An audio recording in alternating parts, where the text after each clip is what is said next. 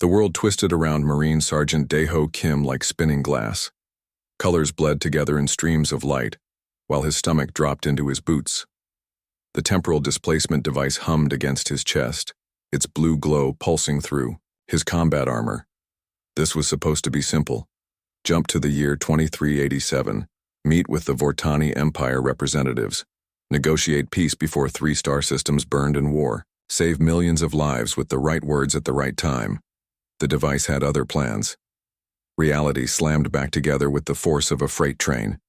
Dae-ho hit the ground hard, his armor scraping against rocks and dirt. Pine trees towered. Above him their branches thick and old. Bird songs filled the air. The smell of clean earth and mountain water replaced the sterile recycled air of his transport ship. He lay still for several minutes, letting his systems run diagnostics. The heads-up display in his helmet flickered with warnings. Temporal coordinates showed impossible readings. His GPS found nothing. No satellites, no network connections, no civilization. Dae-ho sat up slowly, his head spinning. The forest around him looked ancient and untouched. These were not the carefully managed parks of 2387. These were wild mountains where humans had barely left a mark. He pulled out the temporal device. Half its surface was cracked. Warning lights blinked angry red. The display showed coordinates that made his blood run cold. Year 1387. CE location. Korean Peninsula. Temporal variance.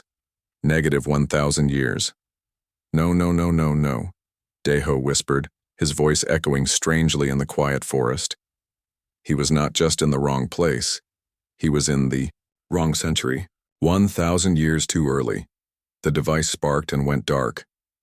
Dead. Dae-ho stood and looked around. His armor felt heavy and strange. The advanced materials and electronics that made him nearly invincible in his own time would make him look like a demon here, or a god. Neither option appealed to him.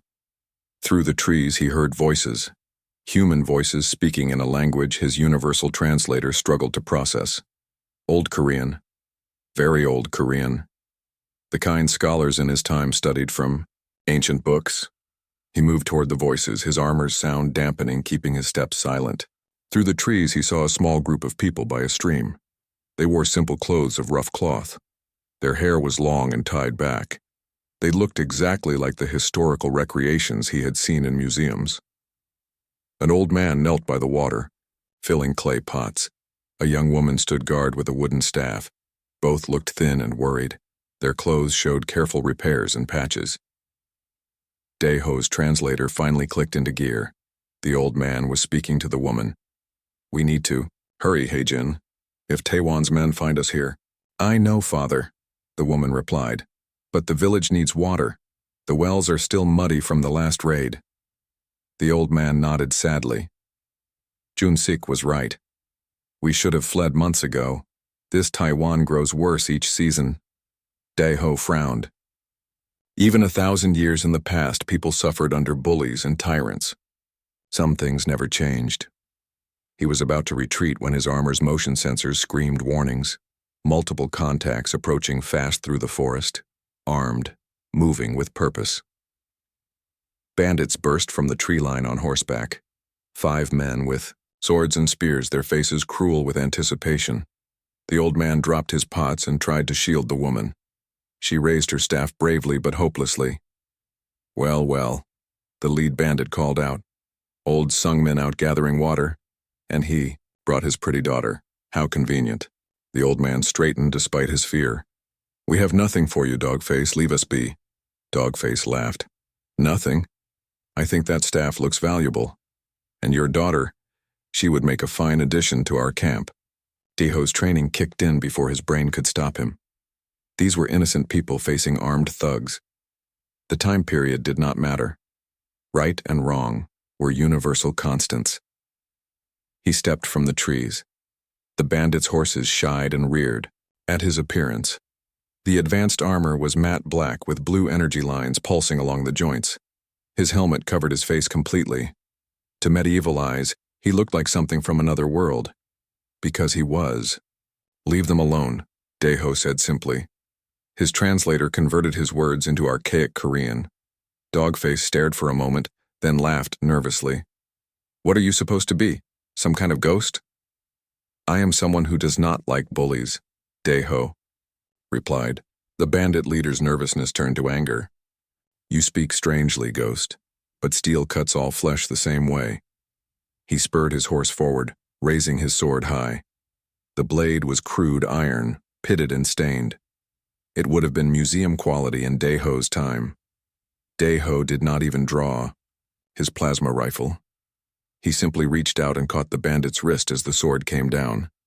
His armor's strength enhancement made the grip unbreakable. Dogface screamed as Dae-ho twisted gently.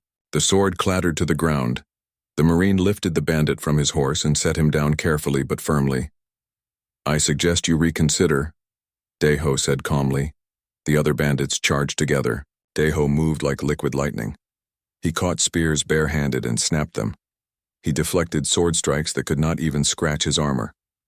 In 30 seconds, all 5 bandits were disarmed and sitting on the ground, staring up at him in terror. You have a choice, Dae-ho told them. Ride away and find honest work, or face me again when I am less patient. The bandits scrambled onto their horses and fled without looking back. Dogface was the last to go, nursing his twisted wrist and muttering about demons and sorcery. Dae-ho turned to the 2 villagers. They knelt on the ground, foreheads pressed to the dirt. Great Spirit, the old man whispered. Forgive us for disturbing your forest. Please get up, Dae-ho said, his voice soft. I am not a spirit. I am just someone who was in the right place at the right time. The woman, Hye-jin, looked up at him with wide eyes. Your armor, your speech. What are you? Dae-ho considered. His options. The truth was impossible. A lie felt wrong. He settled for something in between. I am a warrior from a distant land, he said finally. My ship was wrecked in the mountains. I seek shelter while I repair it. The old man, Sung-min, stood slowly. You saved our lives. Our village owes you a great debt. But... He hesitated. But what? These are dangerous times. Taewon controls much of this region. He does not like strangers, especially those who interfere with his men. Dae-ho looked down at his broken temporal device. He had nowhere to go and no way to leave. These people needed protection, and he needed time to figure out how to get home, if he could get home at all. Then I suppose, Dae-ho said, we have mutual problems to solve. Word of the Sky Warrior spread faster than wildfire through the mountain villages. Dae-ho had hoped to stay hidden while he worked on his broken temporal device, but that plan died the moment he saved Sung-min and Hye-jin. The village was smaller than he expected. Maybe 40 families living in simple wooden houses with thatched roofs. Smoke rose from cooking fires. Children played in the dirt streets. Old people sat in doorways watching everything with careful eyes. Village headman Jun-sik was a thin man with intelligent eyes and calloused hands.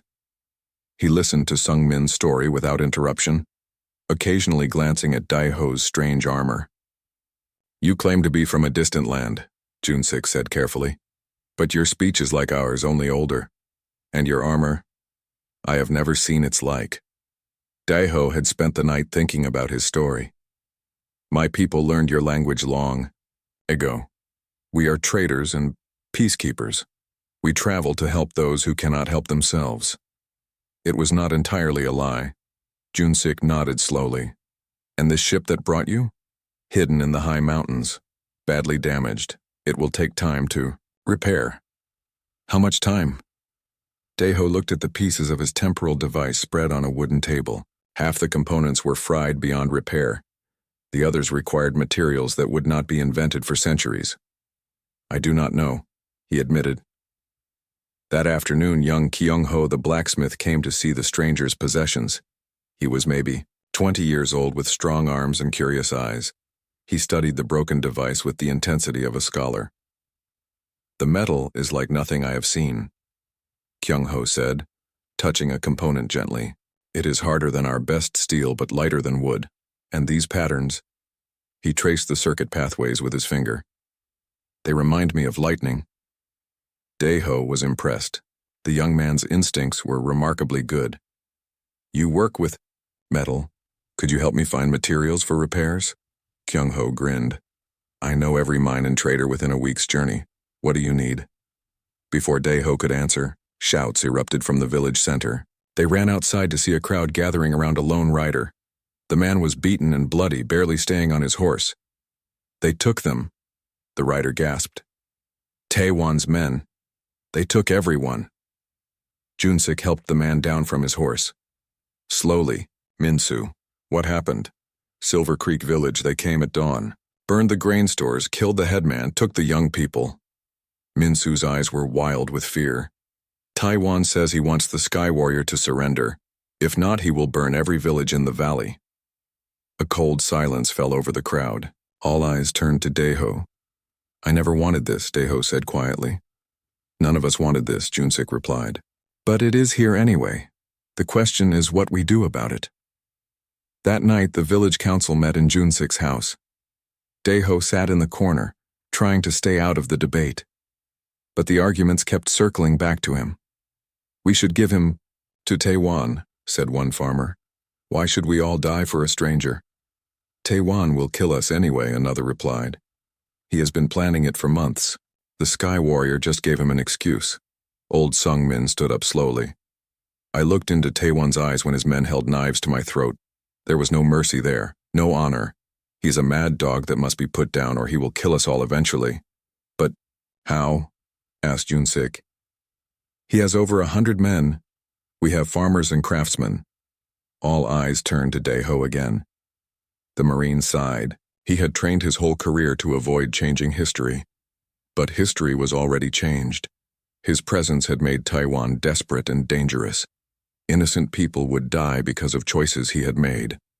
I can teach you to fight, he said finally. The room erupted in discussion.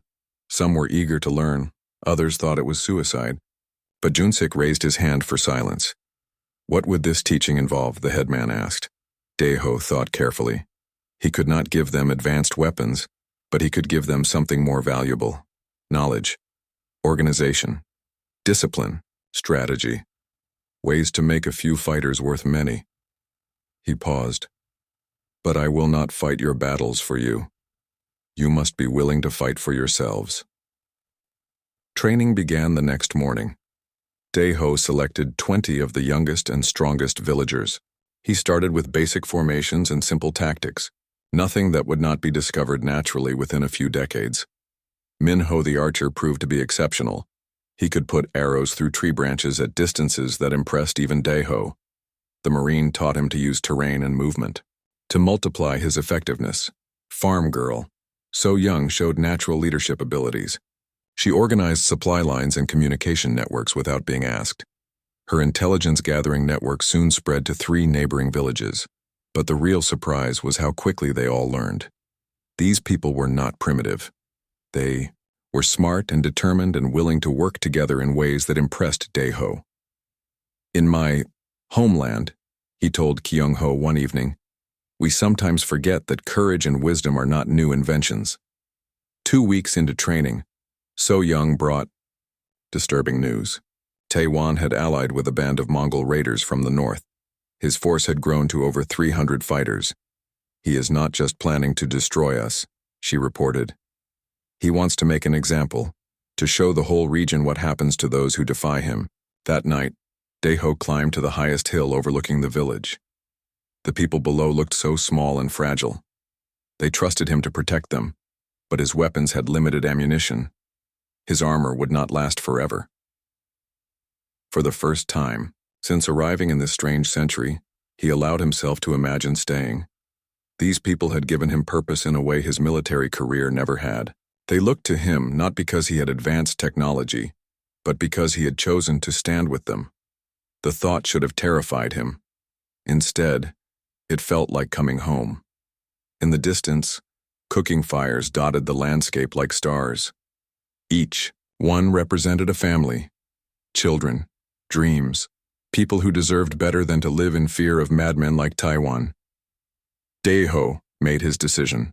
Win or lose, he would teach these people everything he could, not just how to fight, but how to build. Something worth fighting for. Tomorrow the real training would begin. Winter settled over the mountains like a heavy blanket. Snow covered the village roofs and made the training grounds slippery and cold. But the work continued.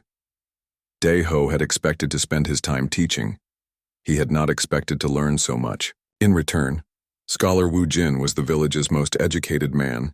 He could read and write in 3 languages and knew more about philosophy than most university professors from Daeho's time. The old scholar had been suspicious of the stranger at first, but curiosity eventually won. "You speak of war and peace, as if they were tools to be chosen," Wu Jin said one evening as they sat by his fire. "But is it so simple?" Daeho stared into the flames. "In my homeland, we believe that violence should only be used to protect the innocent. But sometimes..." He paused. "Sometimes good people must do terrible things to stop worse things from happening." "And who decides what is worse?" Wu Jin asked, gently. It was a good question. In Daeho's time, committees and councils made those decisions. Here, each person had to choose for themselves. The responsibility felt heavier somehow. "I suppose we all do," Daeho admitted. "And we live with the consequences," the old scholar nodded. "Wisdom often comes not from having the right answers, but from asking the right questions." Training continued through the snowy months. Minho had become deadly with his bow, able to hit targets in conditions that would challenge soldiers from any era. But more importantly, he had learned patience and discipline. "The arrow knows its path before you release it," he told a younger archer. "Your job is to give it the best possible start." So Young had organized the village defenses with military precision. Supply caches were hidden throughout the mountains. Escape routes were planned and practiced. Communications networks linked them to allies in 5 neighboring villages. But she had also organized something more valuable: hope. "People will fight harder for something they believe in than for something they fear to lose," she told Daeho. "You have given us something to believe in." Kyung-ho had made remarkable progress with the temporal device. He could not repair the advanced components, but he understood their purpose better than Daeho had expected. Working with crude tools, he had crafted replacement parts that actually functioned. "Your people must be great craftsmen," Kyung-ho said as they worked together in his forge. "Some are," Daeho replied. "But we sometimes forget that intelligence and skill are not new inventions. Your people would amaze my leaders." "Perhaps your people and mine are not so different," Kyung-ho suggested. Daeho was beginning to believe that was true. The device flickered to life one snowy afternoon, displaying fragments of information from Daeho's original timeline. He saw images of burning space stations, refugee ships fleeing destroyed planets. The war he had been sent to prevent was going badly, but he also saw something else. In his original timeline, human diplomats were known for their stubbornness and aggression. They negotiated from positions of strength and rarely compromised. It had made them powerful, but not well loved among the galactic community. Here in this simple village, he was learning different lessons. Junsik led not by commanding but by listening. Sungmin earned respect through wisdom and kindness. Even So Young's military organization emphasized protection and cooperation over domination. What if these were the lessons humanity needed to learn? As spring approached, So Young's scouts brought troubling news. Taewon had spent the winter training his expanded army. The Mongol riders had taught his men new tactics. Worse, he had begun recruiting from other regions, promising his followers easy wealth from conquering the mountain villages. "He has over 400 men now," So Young reported, "and they are better organized than before." The village council met to discuss their options. Some families wanted to flee deeper into the mountains. Others insisted they should stand and fight. The debate went on for hours. Finally, Junsik asked the question everyone was thinking. "Sky Warrior, what do you advise?" Daeho had been dreading this moment. His military training said they should evacuate and conduct guerrilla warfare from the mountains. It was the tactically sound choice. But these people had built something precious here. Not just houses and farms, but a community based on cooperation and mutual respect. If they abandoned it, they might never get it back. I think, he said slowly, that some things are worth fighting for, even against impossible odds. The room was quiet for a long moment. Then Sung-min stood up. My daughter risked her life to bring water to our village. Min-ho practices with his bow until his fingers bleed. Kyung-ho works day and night to help repair the Sky Warrior's ship. We have all sacrificed for this place. The old man looked around the room. I will not abandon it to a mad dog like Taewon. One by one, the other villagers nodded agreement. They would stay. They would fight. That night, Daeho walked through the sleeping village. Snow crunched under his feet. The houses looked peaceful in the moonlight, but he knew that peace was fragile. He had come here by accident, displaced from his own mission by a broken machine. But perhaps this was where he was supposed to be. These people had taught him things about leadership and community that 1,000 military manuals could not contain. In his own time, humans were known throughout the galaxy as fierce warriors and stubborn negotiators. They were respected but not always trusted. What if that could change? What if humanity could learn to lead by example instead of by force? The temporal device could probably get him home now, thanks to Kyung-ho's repairs. But home was beginning to feel like somewhere else entirely. A sound made him turn. Heejin was walking toward him through the snow carrying 2 cups of hot tea. You look troubled, she said, offering him one of the cups. I am thinking about choices, he admitted, and consequences. My father says that every choice creates the future. We cannot know what that future will hold, but we can choose to face it with courage or fear. Taeho sipped the tea. It was simple and warming and perfect. Your father is very wise. He learned from his mistakes, Hyejin said, and from good teachers. They stood together in comfortable silence, watching the snow fall on their village. Their home. Tomorrow the final preparations would begin. The army came with the spring thaw. From the highest watchtower, Daeho counted over 400 fighters. Mounted Mongols with curved bows, Korean infantry with spears and swords, bandits and mercenaries from across the region, all drawn by promises of easy loot. At the center rode Taiwan himself, armored in black iron and carrying a banner marked with a snarling wolf. He had grown his force into a proper military unit, complete with supply wagons and siege equipment. The village had barely 60 adults capable of fighting. They outnumber us 7-1, So-young reported from her position coordinating the defenses. 8-1, Daeho corrected. But numbers are not everything. He hoped he sounded more confident than he felt. The siege began not with violence but with words. Taiwan rode close to the village walls under a white flag, flanked by 2 of his lieutenants. His voice carried easily across the open ground. People of Pine Valley Village, I am Taewon, rightful lord of these mountains. You harbor a demon who has killed my men and defied my authority. Surrender him to me and I will be merciful. Continue to protect him, and I will show you what happens to those who oppose me. Jun-sik appeared on the wall, flanked by Sung-min and Woo-jin. We know you, Taewon. Your mercy is death. Your justice is cruelty. We choose to stand with our friend. Taewon's face darkened with rage. So be it. When your children are slaves and your houses are ash, remember that you chose this fate. He wheeled his horse around and rode back to his army. Within hours, the systematic destruction began. Taewon's men burned the outer farms and chopped down the fruit trees. They fouled the streams and destroyed the grain stores that had been left outside the walls. The message was clear: surrender or starve. But the village had prepared for this. Hidden food caches and clean water sources kept them supplied. The walls, strengthened with techniques Daeho had taught them, held against the initial probing attacks. On the 3rd day of the siege, Daeho's temporal device activated spontaneously, showing him flickering images from his original timeline. The visions came in fragments: burning space stations, refugee fleets, desperate battles between human and alien forces. He saw Admiral Park Jin-soo, his commanding officer, trying to negotiate with the Vortani Empire. But the talks were failing. Human diplomats were too aggressive, too demanding.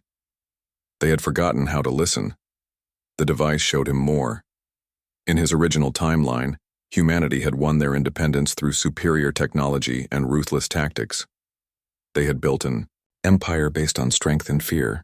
Other species respected their power but did not trust their intentions. The war Daiho had been sent to prevent was not really about territory or resources. It was about trust. And humanity had very little of it. The visions faded, leaving Daiho staring at the dark device. Two worlds seemed to be at war simultaneously. One in space among the stars, another here in these ancient mountains. Both conflicts had the same root, the failure to find common ground between different peoples. Daiho. Ye Jin's voice pulled him back to the present. Taiwan is preparing for a major assault.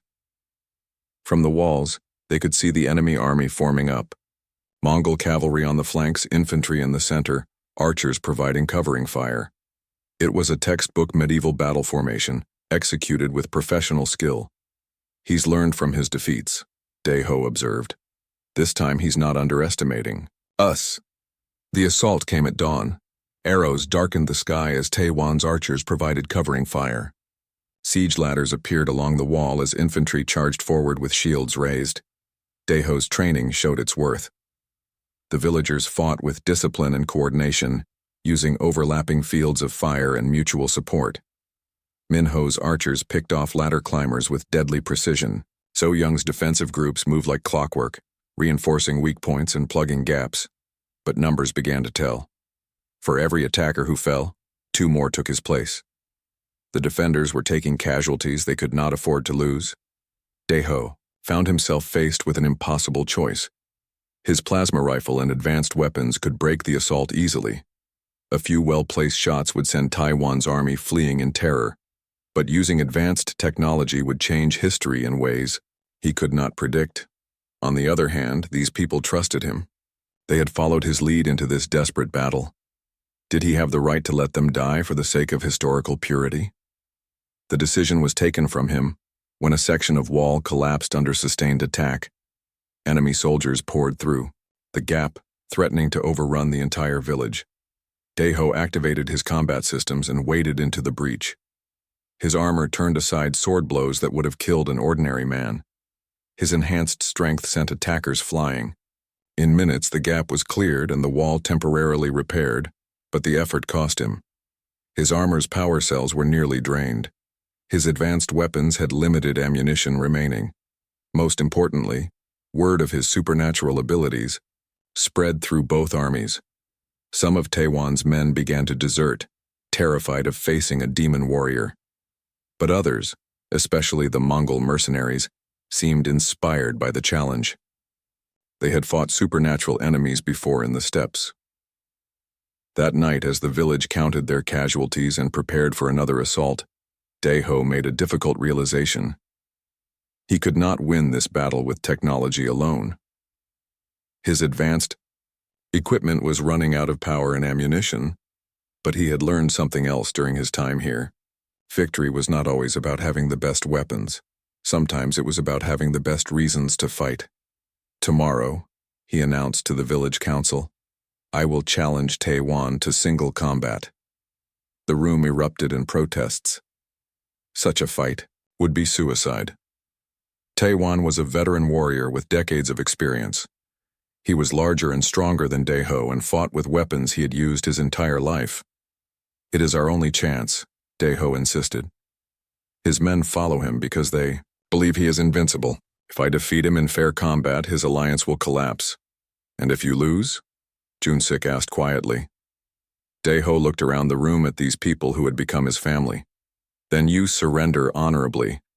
Do not throw your lives away for my sake. No, Hyojin said firmly. We fight together or not at all. The others nodded agreement. They had made their choice months ago when they decided to stand with the Sky Warrior. They would not abandon him now. Daiho felt a warmth in his chest that had nothing to do with his armor's power systems. These people had taught him something his military training had never covered. True strength came not from advanced technology or superior firepower, but from the willingness to sacrifice for others. Tomorrow he would put that lesson to the ultimate test. Dawn came gray and cold over the battlefield. Daeho stood at the village gates, no longer wearing his advanced combat armor. Instead, he wore simple leather and cloth like any medieval warrior. In his hands were weapons forged by Kyung-ho, a straight sword and a wooden shield reinforced with iron. The challenge had been sent the night before. Single combat between champions. Winner takes all. The loser's people would submit to the victor's will. Taewon had accepted immediately, perhaps sensing an opportunity to end the siege with minimal losses to his own forces. Or perhaps he simply relished the chance to kill the Sky Warrior with his own hands. The warlord emerged from his camp as the sun crested the mountains. He was a big man, scarred from countless battles, carrying weapons that had tasted blood in a dozen conflicts. His armor was black iron marked with the wolf symbol of his clan. "So," Taewon called across the open ground between the armies. "The demon shows his true face at last. Just another man after all." "Just a man," Daeho agreed, "but a man who chooses to stand with good people against bad ones." They met in the center of the field. Both armies watched in tense silence. The rules were simple: fight until one yielded or died. No interference from either side. Honor would decide the outcome. Taewon was faster than Daeho had expected. The warlord's first strike came like lightning, a savage overhead cut meant to split his opponent from crown to groin. Only Daeho's enhanced reflexes saved him, allowing him to get his shield up in time. The impact drove him to one knee. Taewon pressed his advantage with a series of lightning-fast attacks, each one delivered with the skill of decades of combat experience. Daeho gave ground, using his shield and footwork to avoid the worst of the damage. But he was fighting defensively, and both men knew it. Taewon's confidence grew with each successful attack. "You fight like a frightened child," the warlord taunted. "Where is the demon magic now?" Daeho did not reply. He was learning his opponent's patterns, timing his rhythm, looking for openings. This was not like the training simulations of his own era. This was raw and brutal and absolutely real. A thrust from Taewon's spear slipped past Daeho's guard, scoring a line across his ribs. Blood stained his shirt, drawing cheers from the watching army. But the wound also taught Daeho something important. Taewon fought with the confidence of someone who had never met an equal opponent. He expected easy victory and grew impatient when it did not come. Impatience led to mistakes. The warlord overextended on a particularly aggressive thrust. Daeho sidestepped and brought his sword down on the spear shaft, cutting it in half. Suddenly, Taewon's reach advantage was gone. The fight changed character instantly. Now it was sword against sword, with Daeho's superior conditioning beginning to show. Months of training with village weapons had taught him to fight without relying on advanced technology. His movements were economical and precise. Taewon realized the danger and shifted to a more cautious style. The two warriors circled each other, looking for openings, testing defenses. The crowd grew quiet as they sensed the fight's turning point approaching. It came when Taewon attempted a complex combination attack he had probably used to win dozens of previous fights. But Daeho had seen similar techniques in his military training. He recognized the pattern and countered perfectly. His sword slipped past Taewon's guard and found the gap between armor plates. The warlord stumbled backward, blood flowing from a wound in his shoulder. "Yield," Daeho said quietly. "You have fought with honor. Live to fight another day." But Taewon's pride would not allow surrender. With a roar of rage, he launched himself forward in a final desperate attack, sacrificing defense for one last chance at victory. Daeho met him head-on. Their swords clashed once, twice, then Daeho's blade found its mark. Taewon's weapon flew from nerveless fingers as he collapsed to his knees. The warlord looked up at his conqueror with something like respect in his eyes. "Kill me then. I will not live as your prisoner." "I am not here to rule anyone," Daeho replied. "Take your men and go. Find something better to do with your life than terrorizing farmers." Taewon stared at him in amazement. "You would spare me after all I have done? Everyone deserves a chance to choose a better path," Daeho said, echoing words he had heard from Sungmin weeks before. The warlord struggled to his feet, supported by 2 of his lieutenants. His army was already beginning to disperse. Some of the mercenaries were looting the supply wagons and heading for the hills. The Mongol riders had simply mounted up and ridden north without looking back. "You are either very wise or very foolish, Sky Warrior," Taewon said. "Probably both," Daeho admitted. As the defeated army melted away into the forest, the villagers poured out of their gates to celebrate. They had won against impossible odds, and they had done it not through superior technology but through courage and unity. That night, as the victory feast continued around him, Daeho sat apart and contemplated his choice. The temporal device now had enough power for one jump. Kyung-ho's repairs had restored basic functionality. He could attempt to return to his own time and his original mission. But his mission had changed. The glimpses he had seen of his original timeline showed humanity struggling with the same problems he had helped solve here. They had power, but lacked wisdom. They could win wars, but not peace. What if his real mission was not to return to the future, but to plant seeds of change in the past? Hyejin found him sitting by the dying embers of the celebration fire. "You look troubled again." "I am thinking about going home," he said. "Where is home?" she asked. Daeho looked around at the village, at the people who had become his family, at the woman who had become something more. "I used to think I knew. Now I am not so sure. My father says home is not a place you come from. It is a place you choose to stay. And what if staying means giving up everything you thought you wanted?" Hyejin smiled. "Then maybe what you thought you wanted was not what you actually needed." The next morning, Daeho made his choice. He took the temporal device to the highest peak in the mountains and activated its self-destruct sequence. The explosion lit up the dawn sky like a falling star. When he returned to the village, Kyung-ho was waiting for him. "Your ship?" the blacksmith asked. "Gone," Daeho replied. "I am staying," the young man grinned. "Good. I was hoping to learn more of your metalworking techniques." "I think we have much to teach each other," Daeho said, and for the first time, since arriving in this strange century, he felt truly at peace. 5 years had passed since the Sky Warrior destroyed his ship on the mountain peak. The village had grown into a small town, with new families arriving every season. They came seeking the peace and prosperity that had become legendary throughout the region. Daeho walked through the busy market square, no longer an alien visitor but a respected member of the community. He had married Hyejin in the 3rd year, and they now had 2 young children who knew nothing of their father's strange origins. The changes had been gradual but profound. The defensive techniques Daeho taught had spread to dozens of villages, creating a network of mutual protection that made large-scale banditry impossible. More importantly, his emphasis on cooperation and democratic decision-making had taken root. Village councils now met regularly to discuss common problems. Trade agreements ensured that no community went hungry during bad harvests. Disputes were settled through negotiation rather than warfare.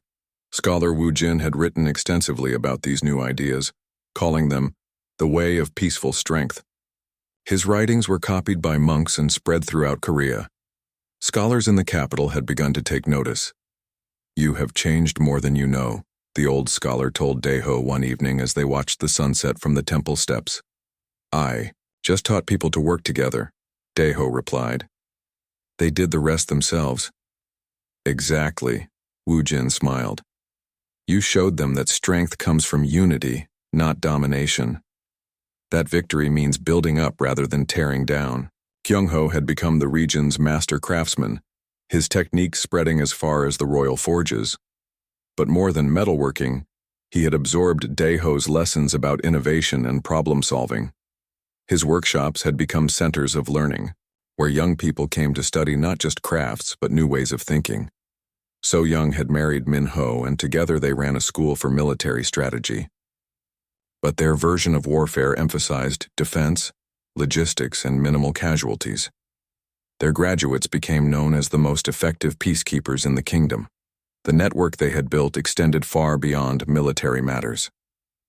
Trade routes. Information sharing and cultural exchange had created bonds between communities that transcended old tribal boundaries.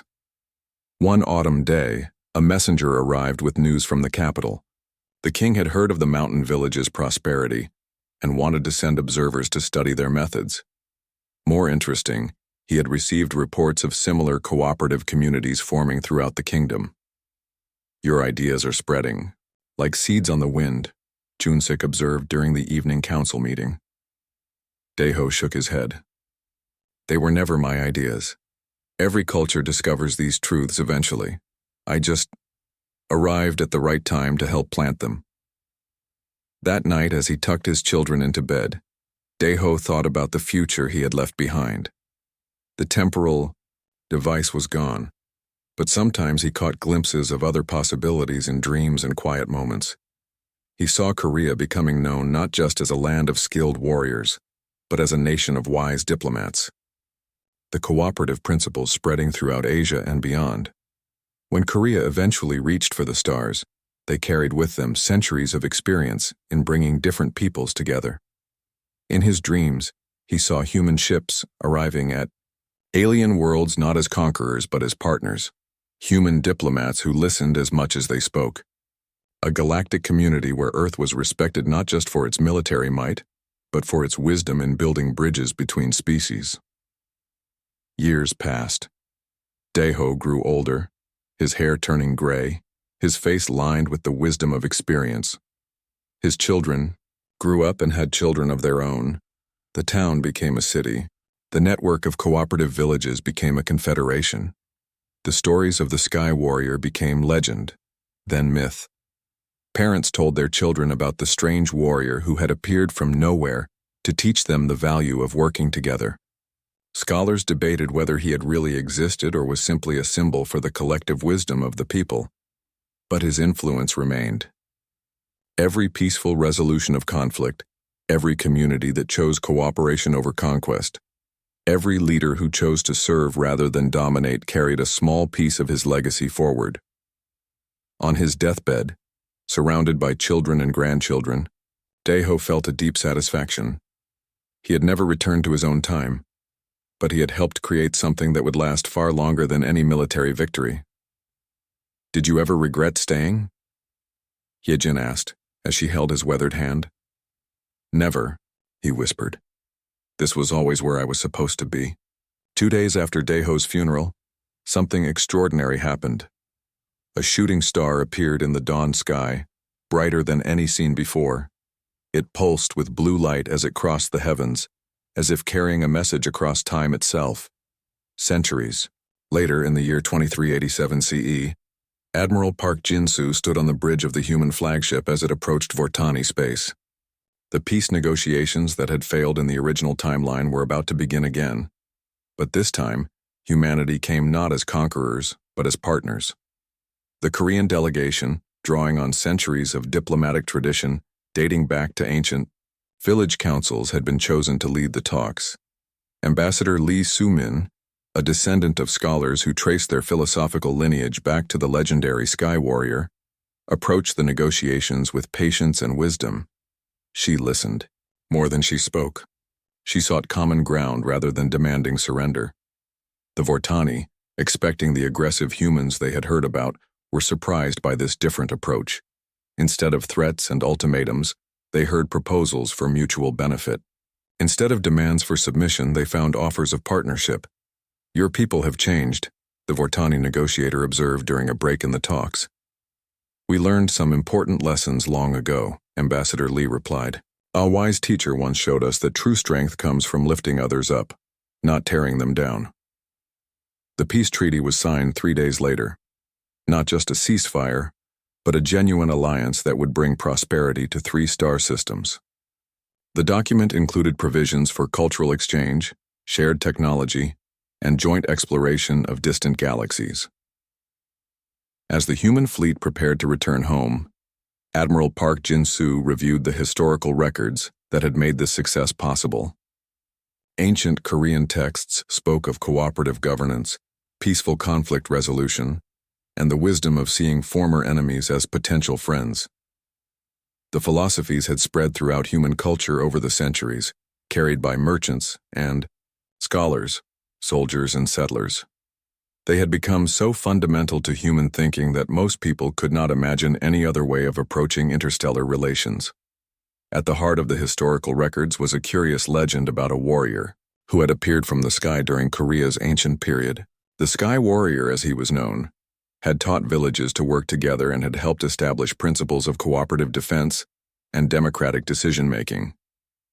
Most historians considered the story mythical, a symbol representing the collective wisdom of early Korean civilization. But some details were oddly specific. References to strange armor and weapons, knowledge of astronomy that seemed advanced for the era, a man who spoke of distant lands and future possibilities. In the end, it did not matter whether the Sky Warrior had been real or legendary. His influence had shaped human civilization for over 1,000 years, creating the diplomatic traditions that now brought peace to the stars. Back on Earth, in a small museum in what had once been Pine Valley Village, an elderly curator named Kim Dae-jung carefully preserved the ancient artifacts. Among them was a piece of unusual metal, harder than steel but lighter than wood, that had been passed down through generations of his family. Local legend claimed it was a fragment from the Sky Warrior's ship. Scientists who studied it found the metallurgy impossible to explain, but the curator knew its real value was not in its mysterious composition. It was a reminder that individual choices could echo across centuries, that one person's decision to serve others rather than themselves could change the course of history itself. As night fell over the peaceful valley where ancient villagers had once made their brave stand, the stars shone down on a world that had learned to reach for them not with weapons of war, but with hands extended in friendship. The Sky Warrior's greatest victory was not the defeat of a medieval warlord, but the planting of seeds that had grown into a forest of peace spanning the galaxy. He had never returned to his own time, but his influence had traveled farther than any temporal device could have carried him. In choosing to stay, he had given humanity its greatest gift, the wisdom to see the universe not as something to be conquered, but as something to be shared. And in the endless dance of the stars, that wisdom continued to spread, carried forward by every human ship that chose diplomacy over warfare, by every colony that welcomed strangers as friends, by every negotiator who remembered that the strongest victories were those that left no one defeated. The Marine who had set out to prevent one war had instead prevented countless others, creating a legacy of peace that would outlast the stars themselves.